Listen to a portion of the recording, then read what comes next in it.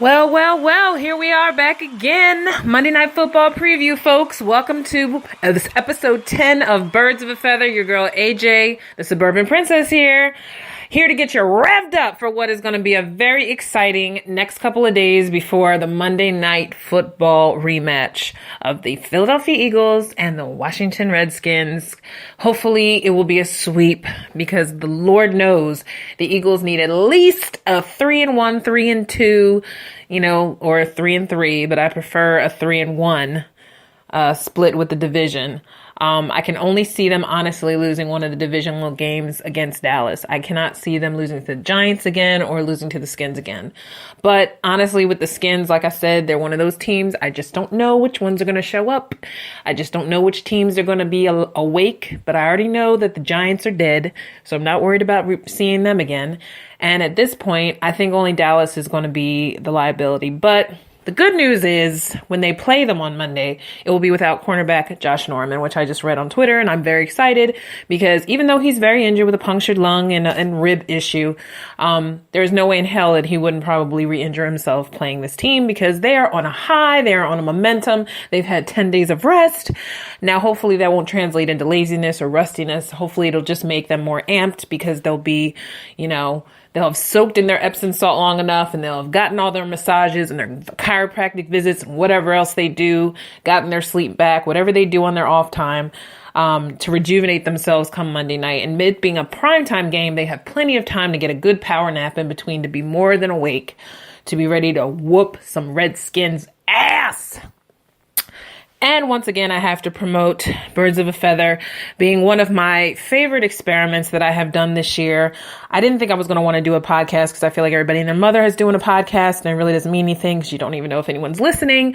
But I'm proud of myself as a woman because there has been a lot of female empowerment in the past couple months, and with everything going on in the world and all the sexist, racial, political, let's see, what else can I throw out there? Spiritual attacks out there in the world. I feel like it's very important to stand my ground as a female in the sports arena. And especially when we have so many fantastic females in sports doing amazing, amazing things, especially the female in the sports arena in terms of soccer. Soccer now has kind of blown up because our tight end, Zach Ertz, his wife, Julie Ertz, has been kicking butt for the U.S. women's soccer team lately. And unlike the men, the women keep on going. So I think this is the year that it's ironically been controversial to be a woman in sports, but it's also been such a reliever and such a voice of empowerment for women this year that ESPN decided to give the women their own ESPNW channel. So that's another development out of everything that's happened in 2017 that is looking to be even a brighter spot for sports in 2018. I just happened to be watching today College Game Day warm-up preview, whatever shows they do, with David Pollack, who I love, and this new girl, Maria Taylor, who's a very good journalist. I don't know what you want to call her, field reporter, but lately she's become a regular fixture on the College Game Day show. And I'm just very proud to acknowledge yet another beautiful Black woman out there who is showing her face and showing her sports knowledge, and hopefully even getting on maybe on the Six from time to time, with Michael and Jamel, just to give her more of a platform, or just to show that there are women out there who know their crap, and it doesn't have to be, an assimilated or a setup kind of thing, like that there are women out there with brains and they don't have to sleep their way to the top to get where they want. There are just women out there who just got it and you can't deny it. So that was just another shout out I had to put on out here at this point because I'm just really, really excited to see that. And then I also feel re-energized because Jamel will be back on the 6th with Mike on SE6 next week. And even though she has recently acknowledged that she was probably deserved to be suspended, I like that she still continues to stand her ground on her views. I mean, her political space on her own private social media should not really be a reflection, but these days, since social media is in the forefront of everything and every way you brand yourself, it does kind of crosses borderlines with your employer, especially because whatever you do out there affects them as well in some indirect way. But I personally say you should never apologize for the things you feel. Maybe just apologize for how you said it or how it was delivered. So in that sense, sometimes sliding in the DMs is probably not a bad idea. So if there was a way that you could have a private conversation without everybody else seeing it, I'm sure Jamel would have still kept her views out there. But social media is a public platform, and sometimes you just have to keep some things to yourself, I guess. But I say go Jamel. I still stand by the hashtag I stand with Jamel.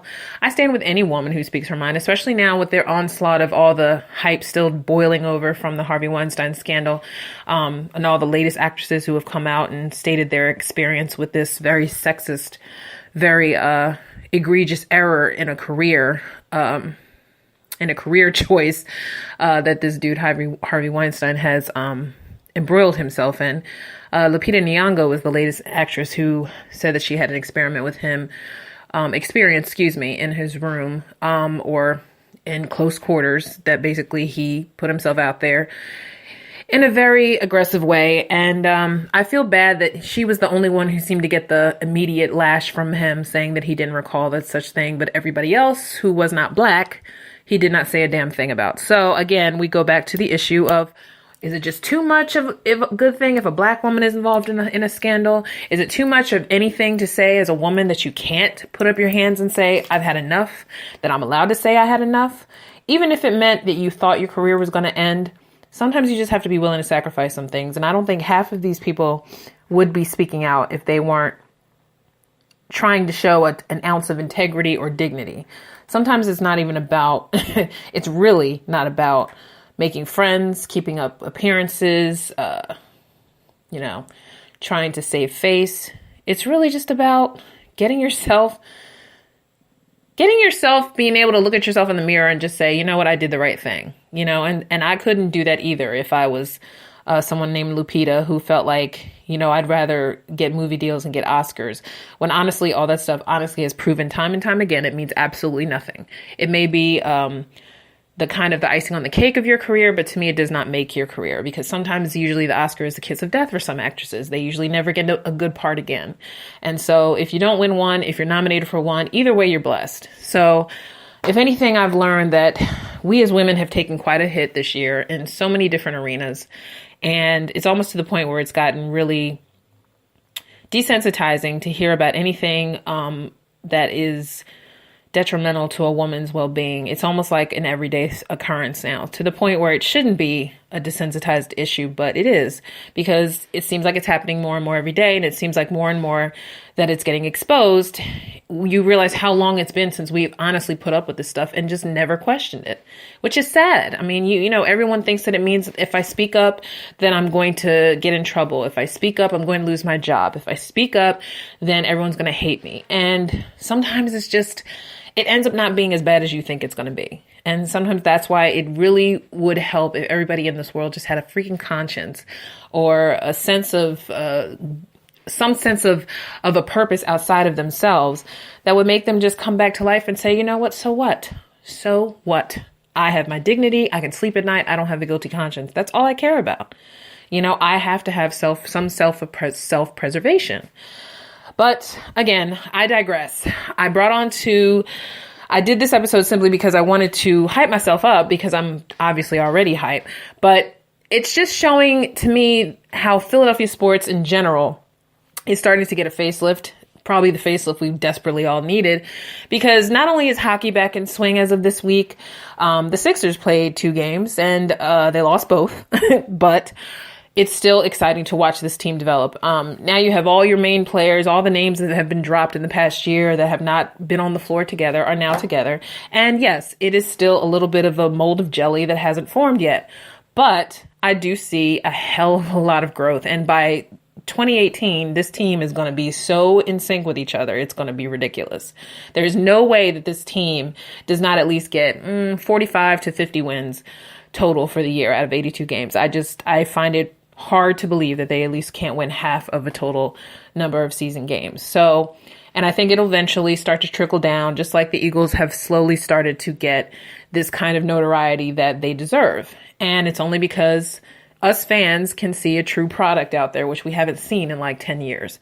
So I digress to say that this was the awakening that we needed as sports fans. That Philadelphia became this sleeping joke of a town that never seemed to get the big game or get that big win. And I feel like now, as ESPN and all these people start putting out things about how they're saying that Carson should be MVP and all this crap, it makes me laugh, but it also makes me go, okay, slow down. They only won 5 games. And at this point now, they're highly likely to lose a couple more. But I still stick to what I said. I really did believe that they would be 8-8, maybe 10-5. So if they're starting to prove that more and more, I can kind of see where the losses might happen. There's usually always that stupid loss. So I'm seeing either like the 49ers or Denver Broncos game being that loss, or maybe both. And I also see them going in and playing the Bills and winning and stuff like that you would probably assume they would lose and win. And lose, but they're going to win. And so that's how I feel. I feel like the rest of the couple months will be up in the air until every game is played. So week by week, that's how I'm playing it now. I'm not talking about no playoffs. I'm definitely not talking about no damn Super Bowl, because I, for one, am not enticed by the going to Minnesota for a freaking Super Bowl. I think that's a sucky location. If it was Florida again or Miami or LA, I'd be really, really hyped. But unfortunately, it is Minnesota. Of course, that would probably be great for Carson because he is Midwestern, mountain boy. He likes all that stuff, and he might be totally cool with the cold. I'm sure the rest of the players don't mind at this point either, because tis the season where everything's going to start getting below 60 degrees every game. So, bring it. But me personally, I just don't think it's a very sexy Super Bowl location. So if they do go, that's great. I'm not going to be one of those people entering the contest to go, though, because I'll secretly be like, I wish it was like Miami again. It'd be kind of more fun. But you also have more likely that the weather might turn and you might be in a damn hurricane for all you know. So, but enough of that. Just my feelings for this game are, it'll come down to the wire. I think it'll come down to a field goal kick, because I really feel like every time they play the Redskins, no matter how quote unquote bad the Redskins are, they manage to get the momentum pretty early and pretty quick if the Eagles fall back and get complacent. So I'm praying that no complacency comes in. I'm praying that if they do suck the first quarter, that the second, third, and fourth are total opposite of that. I pray if they do have that little lull like they do in the third quarter, that the ending of the fourth quarter will come down to a field goal that Jake Elliott will make and all the fans will be happy. I don't see more than like 30 points unless the Redskins totally lay another egg. Then I can see them blowing them out. But I really honestly keep it like a 28-26 game again, or, 17-24, who knows. But I do see the Eagles winning. But I still put an asterisk next to it because I can see the Redskins having a second wind and figuring themselves out just in time to close the game out. But we'll see. I'm not one to sleep on any of these teams as far as I'm concerned. I mean, I've looked through enough of the teams that they're meeting this year, and I see that every game could be a win and every game could be a loss. It really depends on how the Eagles play.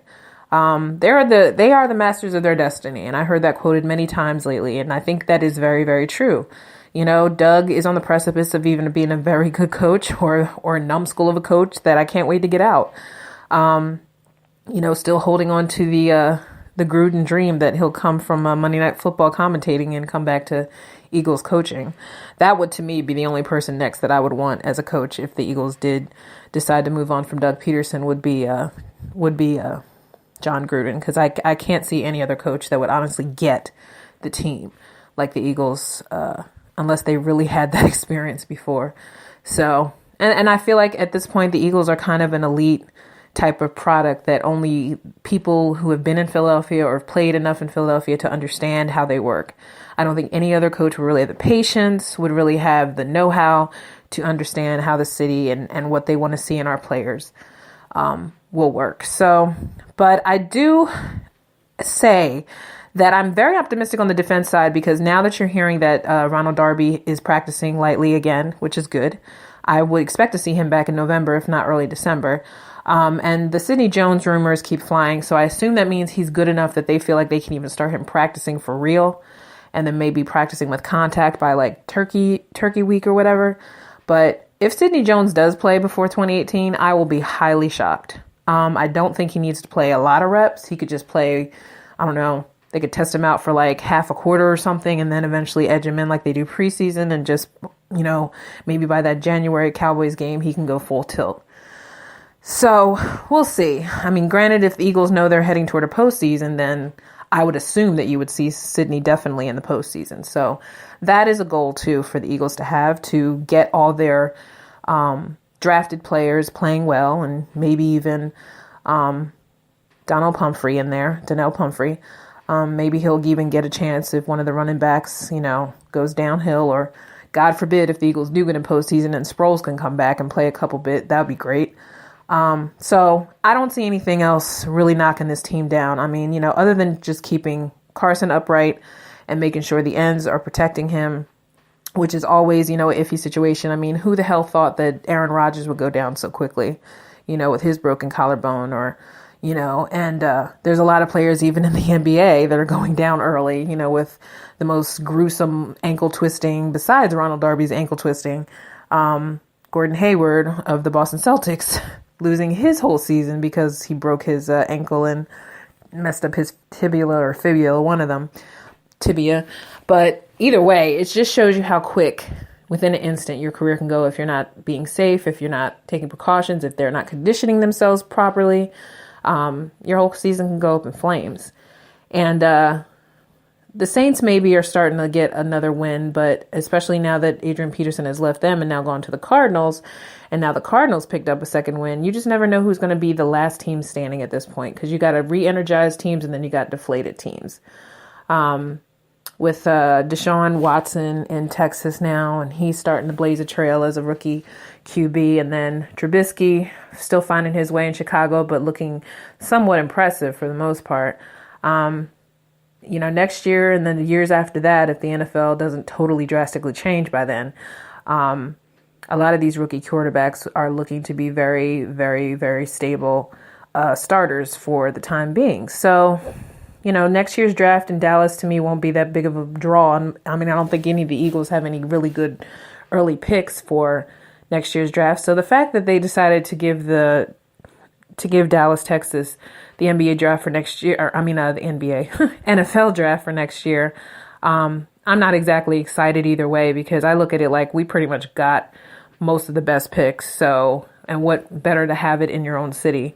So when it going into Dallas, I already see right now that the NFL draft is not going to be very, very popular next year. Other than who does Saquon Barkley from the Penn State Lions go to? That's really, to me, the only highlight of next year's draft is where does Saquon Barkley go? I would love him to be on the Eagles. I think that there's plenty of room for him, and we could package all the other running backs that are on this team now and just send them off for him, or keep him on our practice squad until he gets until he gets comfortable, which is highly possible the way he's running Penn State right now. But then again, you have to realize college football does not translate to NFL football. So they're going to have to totally switch up his game in order for him to be comfortable. But that's here nor there. I'm sure he knows that. He's probably already mentally picking his own team himself for next year's draft. So who knows? But to each his own. I think at this point now, it's anybody's game. I'm not going to pick up the phone, so I'm sorry if you hear that. It's just going to keep ringing. I just think that the college experience right now for most of these up and coming players for the following year, they're more exciting to watch now as they're in training as opposed to when they get to NFL, because NFL is a whole nother beast. And I think especially this whole year, the NFL product has become very controversial, very transparent at this point. So you figure the guys that come now are either going to want the lifestyle or they're going to want the drive to be able to be on a winning championship team. I mean, they have two choices. The reason why they get to be a pro or want to be a pro is to win a championship or to just live that flossy lifestyle. Honestly, you even seeing it through most players now that the flossy lifestyle comes with a lot of ups and downs, which means you're a target, which means everybody knows how much you make, which means, you could get mugged every 5 seconds. You could be set up to start a fight in a bar. Hopefully this new generation will understand that you don't need to be out and about all the damn time. Most of these pro players are starting to show that obvious that it's not what it's cracked up to be. You kind of have to play the game. In order to get the deals, you have to play by the rules, which means you're not going to be always comfortable with the rules, and no one really is in this world.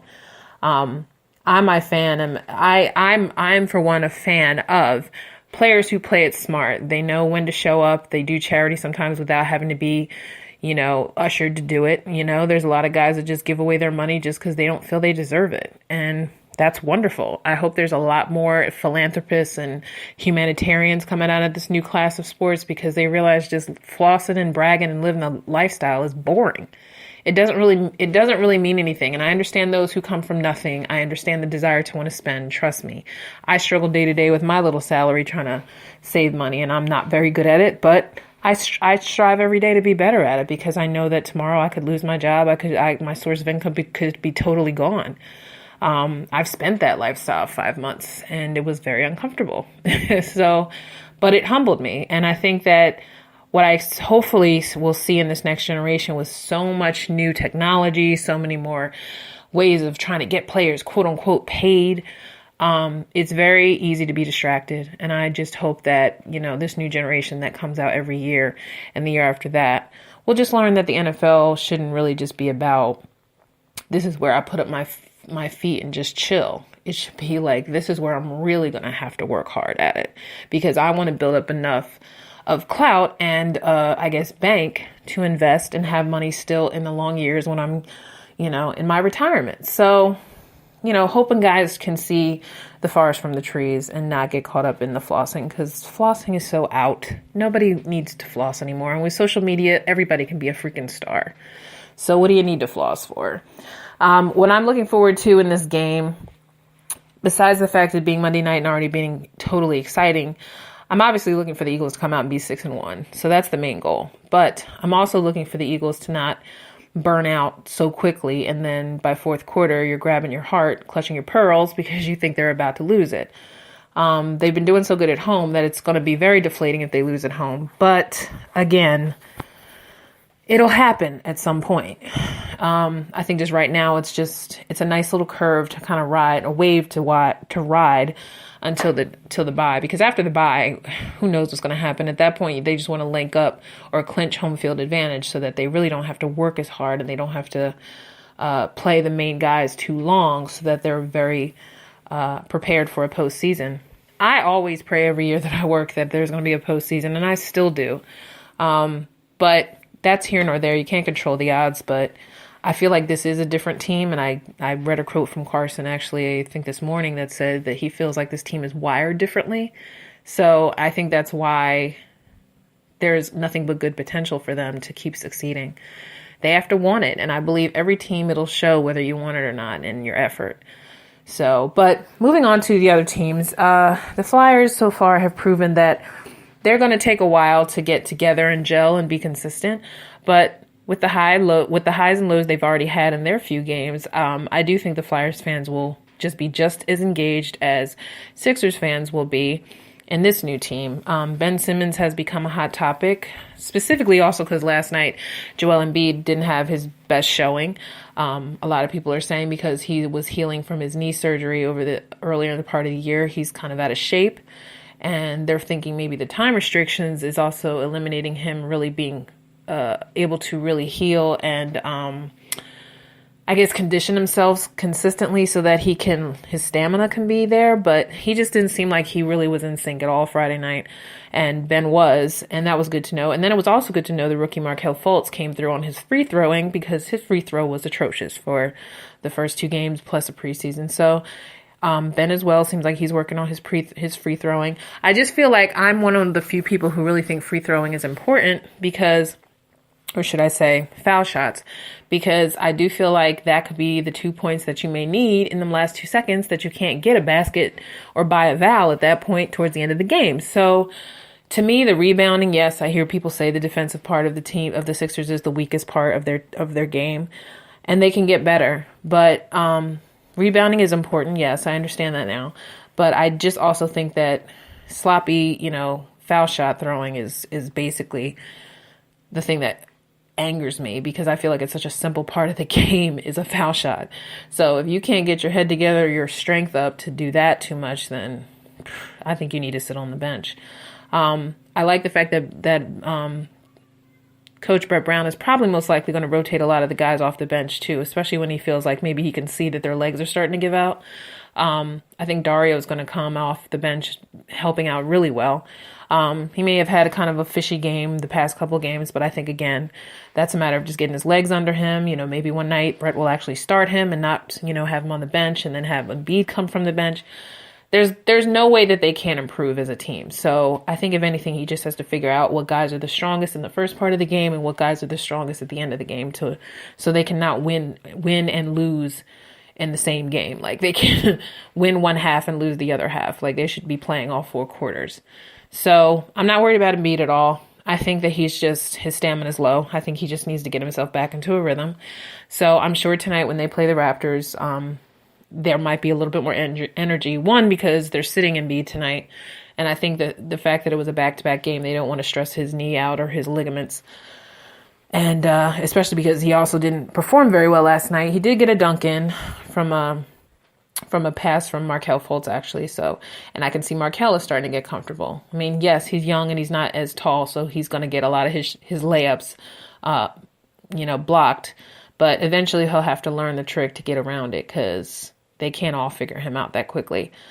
They play different teams all the time. So once they see their divisional teams that they see often, he'll figure them out, they'll figure him out, and somebody will end up losing and somebody will end up winning from time to time. But basketball, being that it's a longer season, I think it's still exciting to watch a flower grow. And that's how I feel like the Sixers are going to be. They're going to be the team that's going to highly resemble a city on the rise. And I do feel like Philly is definitely coming back on the rise. I think we're getting that life pumped back into us that we desperately needed as a devoted blue collar city. So, and then I want to add an extra shout out to Chase Utley for now being in the World Series again with his team, Los Angeles Dodgers. I'm happy for him, but I'm sad at the same time. But he got his red blinged out ring with the Phillies. Now he's going to get his blue blinged out ring with the Dodgers. So hopefully when they play the Yankees, which I'm sure will be the other team on the other side that'll get in, I hope the Dodgers beat them. So out of the best of the blues, I do go for the Dodgers this time alone, just for the Silver Fox, a.k.a. Chase Utley, to bring back a win. And then he can retire, hopefully, maybe play one game as a Philly and then formally retire from the sport. Or he may become a hitting coach. Who knows? He may never walk away from the game of baseball. Who knows? But we always have a place in our hearts for Chase Utley. So I definitely hope he comes home with another warning. And as I'm getting close to winding up the end of this episode, I will return later in the week, next week, after our hopefully Monday night win against the Redskins, and we'll be ready to talk about the next opponent. Until then, I'd like to share a wonderful concept or an idea that sometimes winning is not necessarily winning, and sometimes losing is not necessarily losing. Sometimes winning in one arena is losing in another, and vice versa.